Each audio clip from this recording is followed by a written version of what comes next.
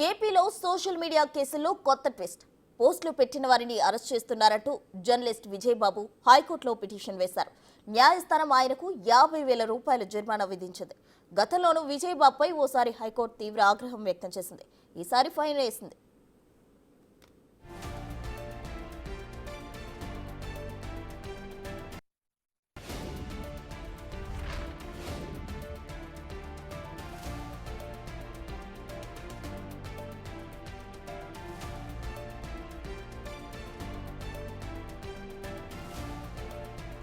ఏపీలో social media కేసులో కొత్త ట్విస్ట్ నెలకొంది. పోస్టులు పెట్టిన వారిని అరెస్ట్ చేస్తున్నారంటూ జర్నలిస్ట్ విజయబాబు హైకోర్టులో పిటిషన్ వేశారు.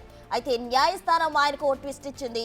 ఆయనకు 50,000 రూపాయల జరిమానా విధించింది హైకోర్టు. గతంలోనూ విజయబాబుపై ఓసారి హైకోర్టు తీవ్ర ఆగ్రహం వ్యక్తం చేసింది. ఈసారి ఫైన్ వేసింది.